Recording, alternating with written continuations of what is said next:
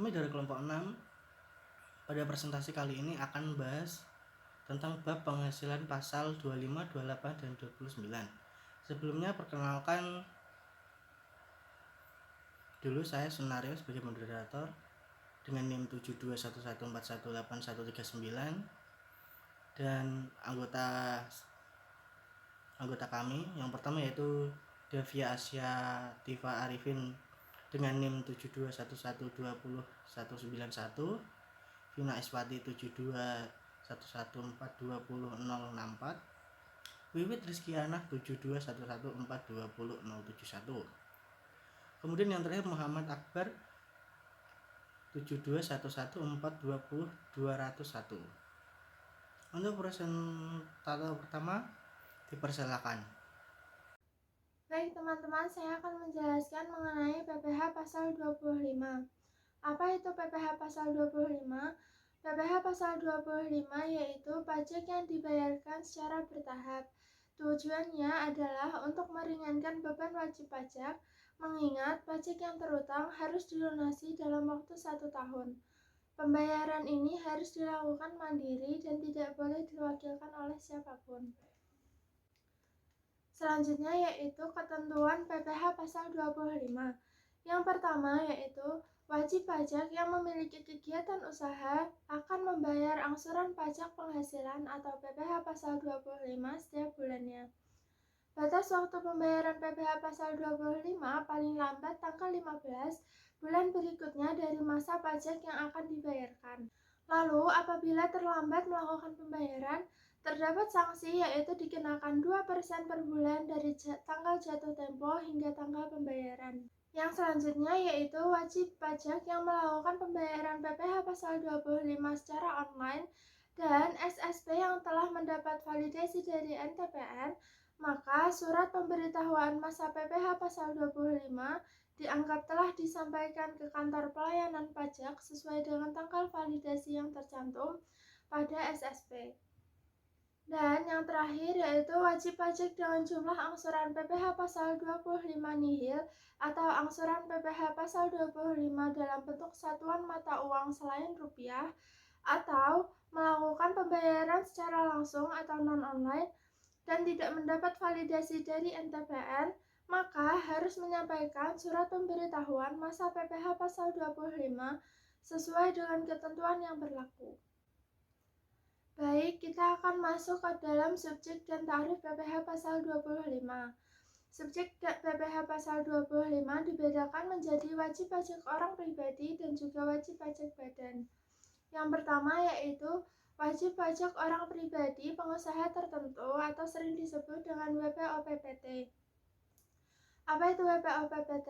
WPOPPT merupakan wajib pajak yang melakukan kegiatan usaha baik secara grosir atau eceran, penjualan barang ataupun jasa di satu tempat atau lebih. Ketentuan tarif bagi WPOPPT tersebut yaitu 0,75% dikalikan oleh omset bulanan tiap masing-masing tempat usaha. Lalu, apa tujuannya dari adanya pengenaan PPh pasal 25 untuk WPOPPT? Tujuannya yaitu mempermudah dalam pemungutan pajak, tidak diperlukan pengumpulan omset, penghasilan neto, serta perhitungan pajak dalam penentuan PPh pasal 25. Wajib pajak cukup membayar sejumlah tarif yang ditentukan per bulannya, terkecuali bagi wajib pajak yang mengaplikasikan ketentuan PPh final berdasarkan PP 23 tahun 2018, maka WPOPPT sudah tidak berlaku lagi. Selanjutnya yaitu wajib pajak orang pribadi selain pengusaha tertentu atau yang sering disebut WPOPSPT, yang merupakan wajib pajak yang berstatus pekerja bebas atau karyawan yang tidak memiliki usaha sendiri. Ketentuan tarif bagi WPOPSPT tersebut yaitu PKP dikalikan tarif PPh 17 ayat 1 huruf A Undang-Undang Pajak Penghasilan. Yang terakhir yaitu wajib pajak badan. Wajib pajak badan merupakan wajib pajak yang melakukan kegiatan usaha tetap dan memiliki kewajiban sebagai pembayar, pemotong maupun pemungut pajak. Dan ketentuan dari WP badan tersebut yaitu PKP dikalikan 25% tarif PPh pasal 17 ayat 1 huruf A Undang-Undang Pajak Penghasilan. Baik, terima kasih. Selanjutnya yaitu perhitungan angsuran PPh pasal 25 yang akan saya sampaikan. Langsung saja yang pertama yaitu wajib pajak orang pribadi. Nah, untuk perhitungannya sendiri yaitu SPT tahunan, kemudian dikurangi oleh kredit pajak dalam negeri atau pasal 21 hingga pasal 23 dan juga dikurangi oleh kredit pajak luar negeri atau pasal 24. Nah, kemudian setelah dikurangi oleh semuanya, maka akan mendapatkan angsuran PPh per tahun.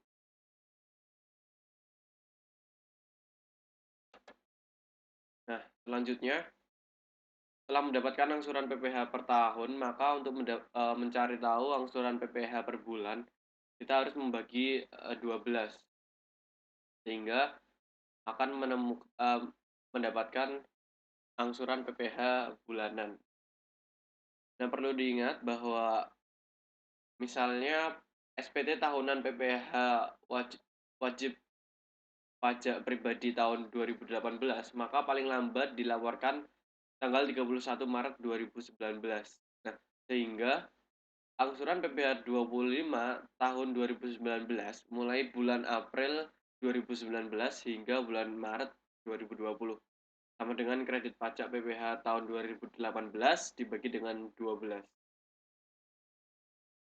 Nah, selanjutnya yaitu contoh soalnya.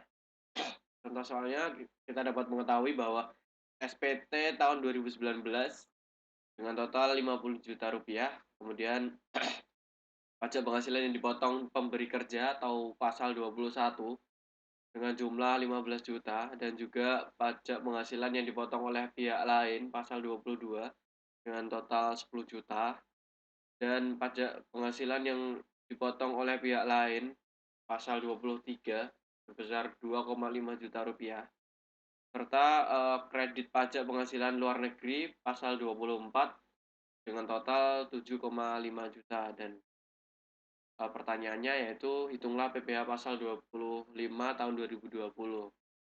Nah, untuk menjawab soal tersebut, maka kita tadi sudah mengetahui bahwa SPT-nya adalah 50 juta dan setelah dihitung jumlah kredit pajak yaitu 35 juta. Nah, sehingga selisih dengan pajak penghasilan terutang sebesar 15 juta rupiah. Nah, maka untuk mencari angsuran pajak yang harus dibayar setiap bulan untuk tahun 2020 yaitu sebesar 1.250.000 atau 15 juta dibagi dengan 12. Nah, langsung saja yang kedua yaitu wajib pajak badan usaha. Untuk perhitungannya hampir sama dengan yang wajib pajak pribadi. SPT tahunan kemudian dikurangi oleh kredit pajak dalam negeri pasal 22 dan 23 dan kredit pajak luar negeri pasal 24. Nah, perbedaannya hanya ada di ditiadakannya kredit pajak dalam negeri pasal 21. Nah, kemudian setelah dikurangi oleh pasal 22, 23 dan 24, kita akan menemukan angsuran PPh tahunan. Dan untuk mencari angsuran PPh 25 bulannya, maka kita perlu untuk membagi 12. Nah, perlu diingat juga bahwa SPT tahunan PPh wajib badan tahun pajak 2018 maka paling lambat dilaporkan tanggal 31 April 2019. Sehingga angsuran PPh 25 tahun 2019 mulai bulan Mei 2019 hingga bulan April 2020. Sama dengan kredit PPh tahun 2018 dibagi dengan 12. Nah, untuk contoh soalnya sendiri, SPT penghasilan tahun 2019 yang disampaikan wajib pajak dalam bulan Februari 2020, perhitungan besarnya angsuran pajak yang harus dibayarkan adalah sebesar 1.250.000 dalam bulan Juni 2020 telah diterbitkan Surat Ketetapan Pajak tahun 2019 yang menghasilkan besarnya angsuran pajak setiap bulan sebesar Rp2 juta. Nah, untuk menjawab soal ini, maka kita harus tahu besarnya angsuran pajak mulai bulan Juli 2020 adalah sebesar Rp2 juta. Dan penetapan besarnya angsuran pajak berdasarkan surat ketetapan pajak tersebut bisa sama, lebih besar, atau lebih kecil dari angsuran pajak sebelumnya berdasarkan surat pemberitahuan tahunan. Nah, mungkin itu saja materi perhitungan angsuran PPh 25 yang bisa saya sampaikan. Saya kembalikan ke moderator. Terima kasih.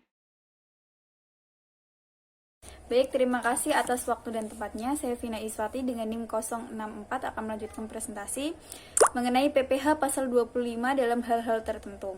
Hal-hal tertentu yang dimaksud di sini adalah yang pertama, wajib pajak berhak atas kompensasi. Jika wajib pajak berhak atas kompensasi kerugian, besarnya angsuran PPh pasal 25 sama dengan PPh yang dihitung atas dasar perhitungan PPh dikurangi dengan PPh yang dipotong atau dipungut atau terutang di luar negeri yang boleh dikreditkan sesuai ketentuan pasal 21, pasal 22, pasal 23, dan pasal 24 UU PPh yang kemudian dibagi 12 atau banyaknya bulan dalam bagian tahun pajak. Yang kedua, wajib pajak memperoleh penghasilan tidak teratur. Jika wajib pajak memperoleh penghasilan tidak teratur, maka besarnya angsuran PPh pasal 25 adalah sama dengan PPh yang dihitung dengan dasar perhitungan PPh dikurangi dengan PPh yang dipotong atau dipungut atau dibayar atau diutang di luar negeri yang boleh dikreditkan sesuai ketentuan pasal 21, pasal 22, pasal 23, dan pasal 24 UU PPh. Kemudian dibagi 12 atau banyaknya bulan dalam bagian tahun pajak. Yang ketiga, SPT tahunan PPh tahun yang lalu disampaikan setelah lewat batas waktu yang ditentukan. Apabila SPT tahunan PPh tahun yang lalu disampaikan setelah lewat batas waktu yang ditentukan, yaitu selambat-lambatnya 3 bulan setelah akhir tahun pajak untuk wajib pajak orang pribadi dan 4 bulan untuk wajib pajak badan, besarnya PPh pasal 25 dihitung sebagai berikut ini. Yang pertama, untuk bulan-bulan mulai batas waktu penyampaian SPT sampai dengan bulan sebelum disampaikan SPT tersebut. Besarnya angsuran PPh pasal 25 sama dengan besarnya angsuran PPh pasal 25 bulan terakhir tahun pajak yang lalu dan bersifat sementara. Yang kedua, untuk bulan-bulan setelah wajib pajak menyampaikan SPT tahunan PPh, besarnya angsuran PPh pasal 25 dihitung kembali berdasarkan ketentuan yang telah dibahas sebelumnya dan berlaku surut. Yang keempat, wajib pajak diberikan perpanjangan jangka waktu penyampaian SPT tahunan PPh. Besarnya PPh pasal 25 dihitung sebagai berikut. Yang pertama, untuk bulan-bulan mulai batas waktu penyampaian SPT tahunan sampai dengan bulan sebelum disampaikannya SPT tahunan tersebut. Besarnya angsuran sama dengan besarnya yang dihitung berdasarkan SPT tahunan sementara yang disampaikan wajib pajak pada saat mengajukan permohonan izin perpanjangan. Yang kedua, untuk bulan-bulan setelah wajib pajak menyampaikan SPT tahunan PPh, besarnya angsuran dihitung kembali berdasarkan tahunan tersebut dan berlaku surut mulai batas waktu penyampaian SPT tahunan. Selanjutnya yang kelima, wajib pajak membetulkan sendiri SPT tahunan PPh yang mengakibatkan angsuran bulanan lebih besar daripada angsuran bulanan sebelum pembetulan. Di sini, besarnya PPh pasal 25 dihitung kembali berdasarkan SPT tahunan PPh pembetulan tersebut dan berlaku surut mulai bulan batas waktu penyampaian SPT tersebut. Selanjutnya yang keenam, terjadi perubahan usaha atau kegiatan wajib pajak. Perubahan usaha atau kegiatan wajib pajak dapat terjadi karena penurunan usaha maupun peningkatan usaha. Penurunan atau peningkatan usaha tersebut berpengaruh pada besarnya penghasilan dan selanjutnya yang mempengaruhi PPh. Lalu materi selanjutnya, PPh pasal 25 bagi wajib pajak BUMN dan BUMD. Besarnya angsuran pajak penghasilan pasal 25 untuk wajib pajak badan usaha milik negara dan badan usaha milik negara kecuali wajib pajak bank dan sewa guna usaha hak opsi adalah sebesar pajak penghasilan yang dihitung berdasarkan penerapan tarif umum atas laba rugi fiskal menurut rencana kerja dan anggaran pendapatan atau RKAP.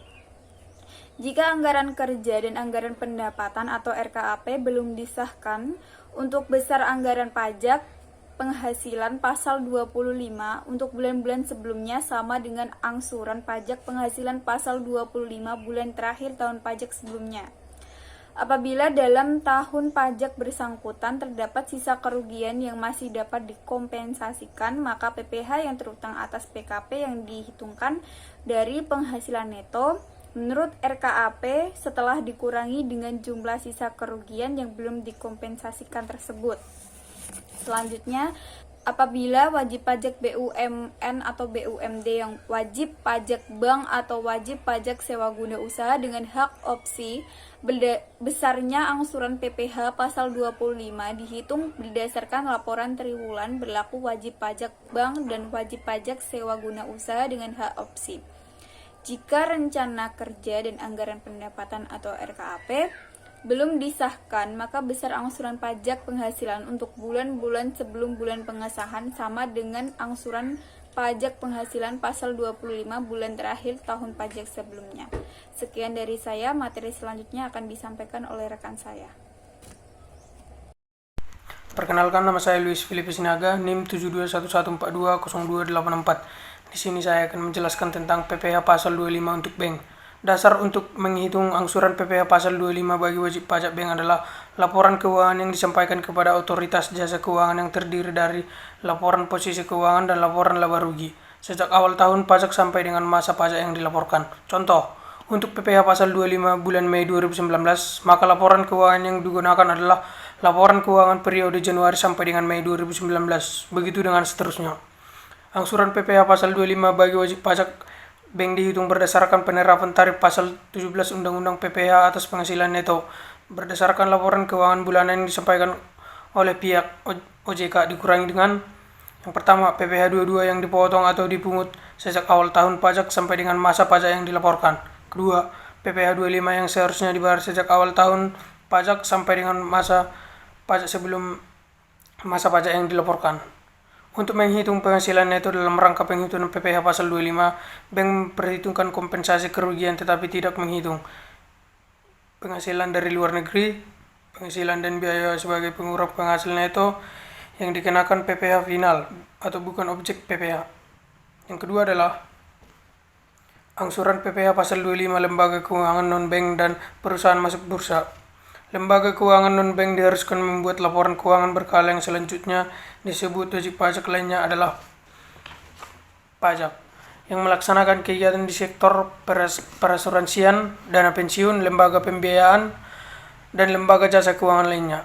Dasar penghitungan PPh pasal 25 untuk wajib pajak lembaga keuangan non-bank dan wajib pajak masuk bursa non-bank adalah laporan keuangan yang disampaikan setiap 3 bulan kepada bursa atau otoritas jasa keuangan yang terdiri dari laporan posisi keuangan dan laporan laba rugi sejak awal tahun pajak sampai dengan periode yang dilaporkan.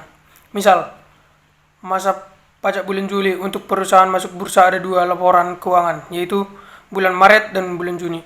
PPh pasal 25 bulan Juni berdasarkan laporan keuangan bulan Maret dan Juni atau cumulative income statement. Dan PPh pasal 25 bulan Juli sejumlah PPh pasal 25 bulan Juni. Cara menghitungnya sama seperti wajib pajak bank, yaitu PPh badan terutang berdasarkan laporan keuangan kumulatif dikurangi dengan PPh pasal 22 dan PPh 23 yang dipotong atau dipungut sejak awal tahun pajak sampai dengan masa pajak yang dilaporkan. Yang kedua, mengurangi PPh 25 yang seharusnya dibayar sejak awal tahun pajak sampai dengan masa pajak sebelum masa pajak yang dilaporkan. Terima kasih.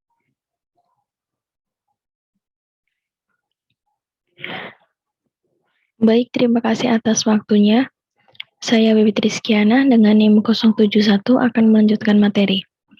tentang PPh pasal 25 bagi wajib pajak orang pribadi pengusaha tertentu. Wajib pajak orang pribadi pengusaha tertentu adalah wajib pajak orang pribadi yang melakukan usaha di bidang perdagangan yang mempunyai tempat usaha lebih dari satu atau mempunyai tempat usaha yang berbeda alamat domisili. Besarnya pajak yang ditetapkan yaitu sebesar 0,75% dari jumlah peredaran bruto setiap bulan dari masing-masing tempat usaha tersebut. Menurut Peraturan Perundang-undangan Nomor 23 Tahun 2018, bahwa wajib pajak orang pribadi yang memiliki peredaran bruto tidak melebihi 4,8 miliar dikenai PPh final sebesar 0,5%, kecuali wajib pajak orang pribadi tersebut memilih untuk dikenai PPh berdasarkan tarif pasal 17 Undang-Undang PPh.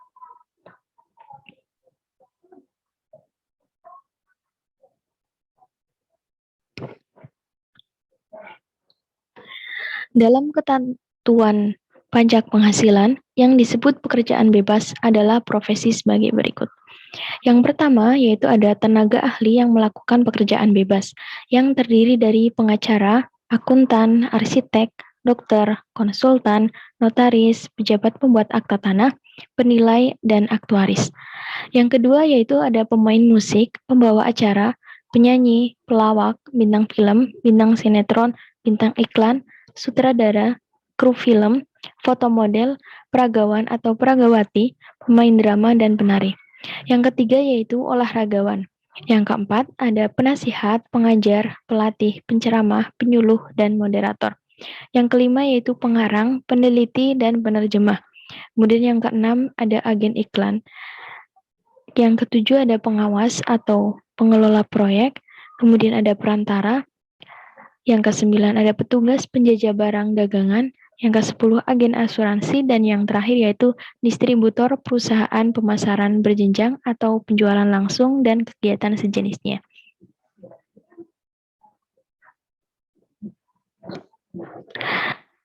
Selanjutnya yaitu penyetoran dan pelaporan PPh pasal 25. Yang pertama, PPh pasal 25 harus dibayar atau disetorkan selambat-lambatnya pada tanggal 15 bulan takwin berikutnya setelah masa pajak berakhir.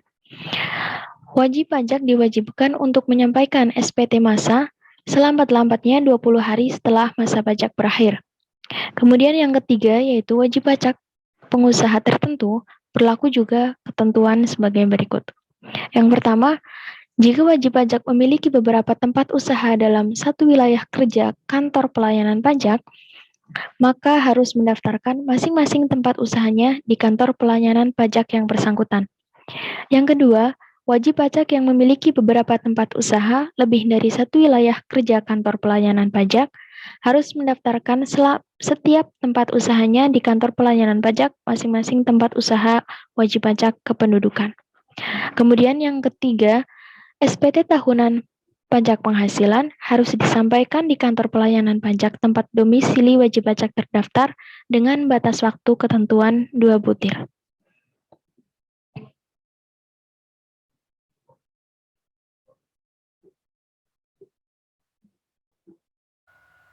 Baiklah, terima kasih. Kemudian saya akan menjelaskan tentang PPh pasal 28 dan pasal 29. PPh pasal 28 dan PPh pasal 29 ini digunakan untuk perhitungan PPh akhir tahun.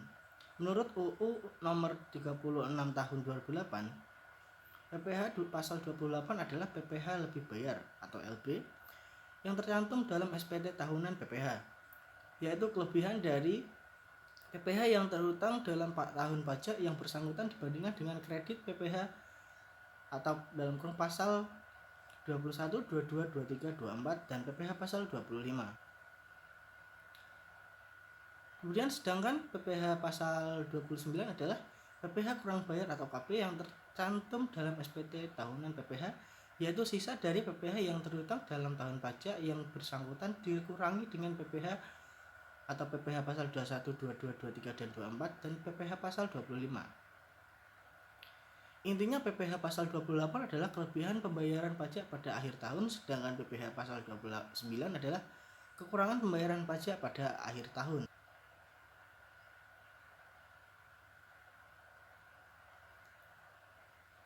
Kemudian bagi wajib pajak dalam negeri, pajak yang terutang untuk seluruh tahun pajak menurut undang-undang ini dikurangi dengan kredit pajak berupa yang pertama adalah 1. Pemotongan pajak atas penghasilan dari pekerjaan sebagaimana yang dimaksud dalam PPh pasal 21.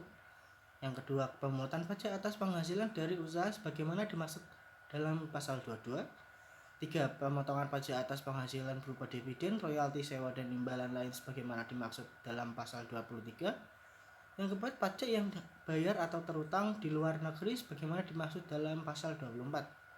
Yang kelima, pembayaran yang dilakukan oleh wajib pajak sendiri untuk tahun pajak yang bersangkutan sebagaimana dimaksud dalam pasal 25. Kemudian kita akan masuk ke dalam contoh perhitungan PPh pasal 28 dan pasal 29. Penghasilan kena pajak Ibu Nunung di tahun 2019 adalah 200 juta. Selain itu, dia juga memiliki kredit pajak PPh pasal 25 sebesar 7 juta dan PPh pasal 23 sebesar 9.500.000. Ibu Nunung juga terdapat barang kena pajak atau BKP kepada kementerian sebesar 1 miliar. Kemudian bisa dilihat di PPT. Untuk contoh penghitungannya adalah PPh 21 terutang Ibu Nunung sampai sesuai dengan tarif PPh pasal 17, yaitu 5% dikali 50 juta ditambah dalam kurung 15% dikali 150 juta yang hasilnya 25 juta. Kemudian kredit pajaknya. Untuk PPh pasal 22 sama dengan 1,5% dikali 1 miliar tadi yang hasilnya adalah 15 juta. Kemudian PPh 23 sama dengan 9.500.000, PPh 25 sama dengan 7 juta tadi. Kemudian dijumlahkan dan hasilnya 31.500.000. Kemudian PPh pasal 28 sama dengan PPh terutang dikurangi kredit pajak. Yang hasilnya PPh terutang tersebut adalah 25 juta dikurangi 31.500.000 tadi. Yang akan menghasilkan minus 6.500.000, yang mana artinya apabila minus adalah lebih bayar. Sama seperti tadi, namun apabila contoh berikutnya adalah penyerahan BKP kepada kementerian sebesar 10 juta saja, maka perhitungannya adalah sebagai berikut. Untuk PPh 21 terutang Ibu Nunung sama saja. Yang berbeda adalah pada PPh 22, yaitu yang sama dengan 1,5% dikali 10 juta saja, yang hasilnya 150.000. Kemudian akan dijumlahkan yang akan menghasilkan 16.650.000. Sama saja untuk rumus dari PPh pasal 29, yaitu PPh terutang dikurangi kredit pajak. Yang sebenarnya 25 juta dikurangi 16.650.000 yang hasilnya adalah 8.350.000, yang mana artinya adalah kurang bayar. Sekian dan terima kasih atas perhatian teman-teman dan sudah melihat video ini dari awal hingga akhir. Kemudian kita akan masuk ke dalam Zoom, dan apabila teman-teman ada pertanyaan silahkan bertanya pada Zoom nanti. Terima kasih. Wassalamualaikum warahmatullahi wabarakatuh.